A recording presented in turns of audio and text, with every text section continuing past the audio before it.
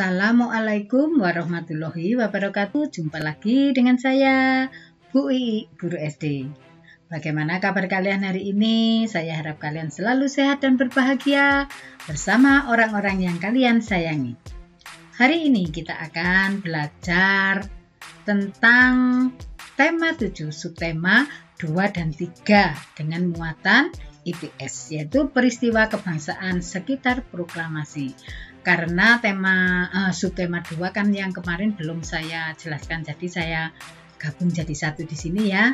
Nah, mengapa kita belajar ini?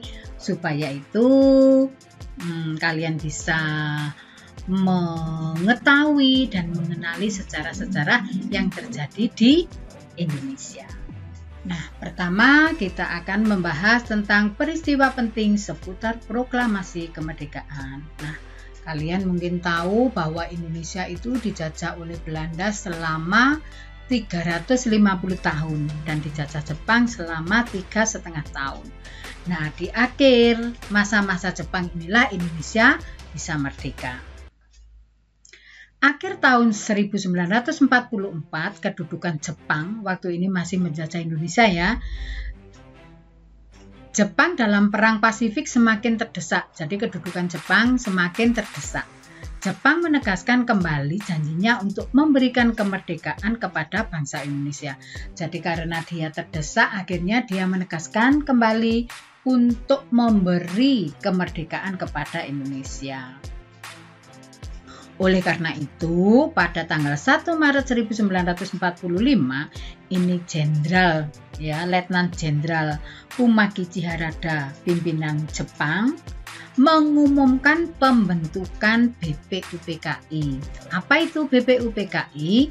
BPUPKI yaitu Badan Penyelidik Usaha-Usaha Persiapan Kemerdekaan Indonesia. Nah, badan ini dibentuk dan diketuai oleh Rajiman Widyodiningrat yang bertugas menyelidiki berbagai kebutuhan untuk membentuk sebuah negara yang merdeka. Nah, dalam catatan ini dia sudah merencanakan bahwa akan ada 2 sidang. Sidang yang pertama direncanakan pada tanggal 29 Mei sampai 1 Juni 1945 yang akan membahas tentang rancangan dasar negara. Nah, sidang yang kedua tanggal 10 sampai 17 Juni 1945 yang akan membahas tentang rancangan undang-undang dasar. Kita lanjutkan ya, ini masih berhubungan, tetapi kita akan bergeser ya, yaitu tentang sejarah lahirnya Pancasila. Nah, kita tahu ya, dalam sidang pertama BPUPKI tadi, yang pada tanggal 29 tadi loh ya. Nah, pada sidang pertama itu ada beberapa tokoh banyak yang datang, tetapi ada 3 tokoh yang mengutarakan pendapatnya untuk rancangan dasar negara Indonesia. Nah, ini Bapak Muhammad Yamin pada sidang pertama tanggal 29 Mei 1945 dia mengutarakan pendapatnya. Nah, pendapatnya ini: 1. Peri kebangsaan, 2. Peri kemanusiaan, 3. Peri ketuhanan, 4. Peri kerakyatan, 5. Kesejahteraan. Nah, selain Bapak Muhammad Yamin, masih ada lagi tokoh yang namanya Dr. Supomo. Dia juga mengutarakan pendapatnya tentang rancangan dasar negara, yaitu yang dilakukan pada tanggal 31 Mei 1945. Dia mengutarakan pendapatnya. Nomor 1, persatuan. 2, keseimbangan lahir batin. 3, kekeluargaan. 4, keadilan rakyat. 5, musyawarah. Nah, selain Muhammad Yamin dan Dr. Supomo, masih ada lagi yaitu I.R. Soekarno. Nah, pada tanggal 1 Juni 1945 dia juga mengutarakan pendapatnya. Pendapatnya seperti ini: 1. Nasionalisme dan kebangsaan Indonesia. 2. Internasionalisme dan perikemanusiaan. 3. Mufakat dan demokrasi. 4. Kesejahteraan sosial. 5. Ketuhanan yang Maha Esa. Nah, kita lanjutkan. Nah, sebelum BPUPKI melaksanakan sidang kedua, tadi kan sidang pertama. Nah, dibentuklah panitia 9 pada tanggal 22 Juni 1945. Nah, panitia 9 ini mengadakan rapat yang menghasilkan rumusan dasar negara yang tercantum dalam Piagam Jakarta. Nah, rumusan dasar tadi dari mana? Ya dari ketiga tokoh itu tadi, ya. Nah, akhirnya rumusan dasar negara yaitu Pancasila tercantum dalam Piagam Jakarta yang bunyinya seperti ini. Ketuhanan dengan kewajiban menjalankan syariat Islam bagi pemeluk-pemeluknya. 2. Kemanusiaan yang adil dan beradab. 3. Persatuan Indonesia. 4. Kerakyatan yang dipimpin oleh hikmat kebijaksanaan dalam permusyawaratan perwakilan. 5. Keadilan sosial bagi seluruh rakyat Indonesia. Kita lanjutkan. Nah, sidang kedua BPUPKI pada tanggal 10 sampai 17 Juni 1945 itu tadi menindaklanjuti dari panitia 9 yang menghasilkan keputusan. Jadi ada keputusan sebelum Pancasila lahir ya. Nah, keputusannya seperti ini. Bahwa dasar negara yaitu Pancasila yang isinya sesuai dengan Piagam Jakarta. Yang kedua, negara Indonesia berbentuk republik. Yang ketiga, kesepakatan wilayah Indonesia meliputi Hindia Belanda, Malaka, dan Timur Timur. Keempat, pembentukan 3 panitia kecil. Ini hasil sidang dari BPUPKI yang kedua. Ya, jadi bahwa Pancasila itu bahwa dasar negara yaitu Pancasila yang isinya sesuai dengan Piagam Jakarta. Oke, kita lanjutkan. Nah, setelah melaksanakan sidang kedua BPUPKI dibubarkan pada tanggal 7 Agustus 1945. Jadi setelah mengadakan sidang kedua BPUPKI dibubarkan. Nah, untuk melanjutkan perjuangan BPUPKI maka dibentuklah PPKI pada tanggal 9 Agustus 1945. Nah, setelah sehari kemerdekaan, setelah merdeka, PPKI pada tanggal 18 Agustus mengadakan rapat untuk membahas dasar negara. Atas usulan Muhammad Hatta, akhirnya sila yang pertama diubah menjadi ketuhanan yang Maha Esa. Akhirnya seperti yang sekarang ini. Nomor 1, sila ke-1, ketuhanan yang Maha Esa. Nomor 2, kemanusiaan yang adil dan beradab. Ketiga, persatuan Indonesia. Keempat, kerakyatan yang dipimpin oleh hikmat kebijaksanaan dalam permusyawaratan perwakilan. Kelima, keadilan sosial bagi seluruh rakyat Indonesia. Jadi Pancasila ini lahir yaitu pada 1 Juni yang waktu 3 tokoh mengutarakan dasar itu tadi. Kemudian disahkan oleh PPKI tanggal 18 Agustus. Jadi itu cerita sedikit tentang lahirnya Pancasila. Nah, kalau tadi itu kan BPUPKI dibubarkan pada 7 Agustus 1945. Nah, untuk meneruskan perjuangan maka dibentuklah PPKI yaitu Panitia Persiapan Kemerdekaan Indonesia. Nah, PPKI ini memang disiapkan untuk menangani masalah kemerdekaan di negara Indonesia. PPKI diresmikan oleh Jenderal Terauchi pada 9 Agustus 1945 di kota Ho Chi Minh, Vietnam. Peresmian ini dihadiri oleh I.R. Soekarno, Muhammad Hatta, dan Rajiman Widyodiningrat. Kan tadi Rajiman Widyodiningrat sebagai Ketua BPUPKI.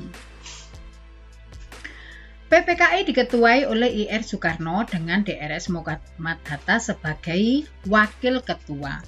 Anggotanya sendiri berjumlah 21 orang yang merupakan tokoh utama pergerakan nasional Indonesia. Anggota PPKI terdiri dari berbagai etnis Nusantara meliputi 12 orang etnis Jawa, 3 orang etnis Sumatera, 2 orang etnis Sulawesi, 1 orang etnis Kalimantan, 1 orang etnis Nusa Tenggara, 1 orang etnis Maluku, dan 1 orang etnis Tionghoa. Jadi karena dari dulu itu etnis-etnis sudah ada di Indonesia, nah sekarang kita tidak boleh atau kita tidak boleh membenci etnis yang berbeda dengan kita. Nah sekarang kita beralih ya ke peristiwa Rengas Dengklok. Pengeboman kota Hiroshima 6 Agustus 1945 dan Nagasaki 9 Agustus 1945 menyebabkan Jepang mengalami kekalahan dan pemerintahan Jepang di Indonesia mengalami kekosongan. Jepang menyerah tanpa syarat kepada sekutu pada tanggal 15 Agustus 1945. Nah, peristiwa ini berhubungan dengan penculikan Soekarno dan I.R. Soekarno dan Bapak Hatta oleh golongan muda atau pemuda yang mendesak I.R. Soekarno agar segera mengumandangkan proklamasi. Namun sebaliknya golongan tua menolak dengan alasan proklamasi kemerdekaan Indonesia harus dipersiapkan secara matang. Nah, ingin tahu kan golongan muda itu siapa, yang tua siapa? Oke. Nah, peristiwa Rengas Dengklok adalah peristiwa penculikan yang dilakukan oleh golongan muda. Dalam hal ini dilakukan oleh Adam Malik dan Khairul Saleh terhadap I.R. Soekarno dan Drs. Muhammad Hatta. Pada pukul 4:30 yaitu setengah 5, I.R. Soekarno dan Drs. Muhammad Hatta dibawa ke Rengas Dengklok, Kerawang untuk didesak menyegerakan proklamasi kemerdekaan Republik Indonesia. Mereka mendesak sampai tercapai kesepakatan antara golongan yang tua yang diwakili oleh I.R. Soekarno dan Muhammad Hatta serta Ahmad Subarjo. Nah, akhirnya kesepakatan ini bisa disepakati. Nah, pada waktu itu Kunto dan Ahmad Subarjo yang tidak mendapat kabar dari Jakarta memutuskan ke Rengas Dengklok untuk menjemput I.R. Soekarno dan Drs. Muhammad Hatta. Nah, dia berangkat ke Jakarta. Akhirnya pada tanggal 16 Agustus, yaitu tengah malam, rombongan mereka sampai juga di Jakarta. 16 tengah malam ya. Nah, keesokan harinya, Jumat 17 Agustus 1945, pukul 10 di Jalan Pegangsaan Timur nomor 56 Jakarta dilakukan upacara pembacaan proklamasi dengan teks proklamasi kemerdekaan Indonesia yang diketik oleh Sayuti Melik. Setelah itu, Es Suhud dan Latif mengibarkan bendera yang telah dijahit oleh Ibu Fatmawati yang diiringi lagu Indonesia Raya dan dinyanyikan oleh semua hadirin. Nah, proklamasi ini diperdengarkan kepada ribuan bangsa Indonesia secara rahasia melalui siaran, yaitu oleh pegawai radio yang menggunakan pemancar yang dikontrol oleh Jepang. Nah, jadi Indonesia itu merdeka pada tanggal 17 Agustus 1945. Nah, kita beranjak ke peristiwa-peristiwa heroik setelah kemerdekaan. Jadi, setelah merdeka itu Indonesia masih belum begitu bebas atau nyaman karena peperangan masih ada di mana-mana. Salah satu contohnya, nah ini. Peristiwa 10 November 1945. Nah, ini di Surabaya ya. Pada tanggal 30 Oktober 1945 dilakukan persetujuan untuk menghentikan pertempuran antara tentara sekutu dengan rakyat Surabaya. Nah, sekitar pukul 5 terjadi kembali pertempuran di gedung Bank Internatio dengan tewasnya pimpinan tentara sekutu yaitu Jenderal Malabi. Hal ini membuat tentara sekutu menjadi marah dan mengeluarkan ultimatum yang mengharuskan semua pemimpin dan pemuda di Surabaya menyerahkan senjatanya dan menyerahkan diri. Nah, otomatis banyak rakyat yang tidak setuju. Nah, ini salah satunya Gubernur Jawa Timur pada waktu itu adalah Bapak Surya, menolak ultimatum tersebut dan pasukan TKR yang dipimpin oleh Kolonel Sungkono juga menolak. Akhirnya bersama pelajar atau pemuda lainnya pun bersiap-siap menghadapi musuh. Nah, pada tanggal 10 November meletuslah pertempuran sengit antara tentara sekutu dengan rakyat Surabaya. Nah, salah seorang pimpinan barisan benteng yaitu Bung Tomo berpidato berapi-api untuk membakar semangat rakyat Surabaya. Karena pertempuran tidak seimbang pada waktu itu, tentara sekutu itu terlalu banyak yang diturunkan. Akhirnya rakyat Surabaya mengalami kekalahan. Bahkan rakyat Surabaya banyak yang meninggal dunia. Tapi rakyat Surabaya tidak menyesali perbuatannya karena dia sudah membuktikan bahwa cinta tanah air membela negaranya walaupun itu harus mati atau meninggal di medan perang. Nah, ini salah satu sifat para pahlawan yang harus kita contoh, yaitu cinta tanah air, yaitu walaupun harus merelakan nyawanya, ya. Kemudian ada pertempuran Ambarawa. Nah, ini keterangannya. Pada tanggal 20 November sampai 15 Desember telah terjadi pertempuran Ambarawa di Jawa Tengah. Latar belakangnya yaitu sekutu melanggar perjanjian. Pada tanggal 26 November 1945, pimpinan TKR, Letnan Kolonel Isdiman gugur. Nah, sejak itu pimpinan diambil alih oleh Kolonel Sudirman, seorang panglima divisi Banyumas. Berkat taktik jitu yang diterapkan oleh Kolonel Sudirman, pasukan TKR dapat memukul mundur tentara sekutu. Berarti tentara sekutunya di sana kalah ya di Ambarawa, Jawa Tengah. Akhirnya tanggal 15 Desember diperingati sebagai Hari Infanteri. Dan kemudian didirikan monumen yang diberi nama Palagan Ambarawa. Nah, sekarang peristiwa Bandung Lautan Api. Nah, ini ya. Bandung Lautan Api pada tanggal 21 November 1945, tentara sekutu mengeluarkan ultimatum yang pertama, yaitu untuk mengosongkan Bandung bagian utara.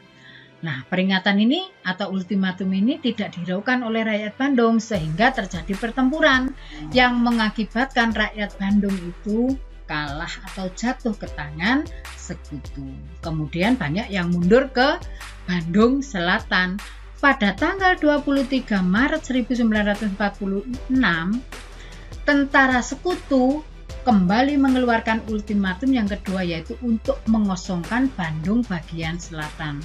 Tetapi rakyat Bandung juga tidak mau. Akhirnya Bandung bagian selatan itu dibumi hanguskan oleh rakyat Bandung. Tujuannya supaya tidak dipakai oleh musuh.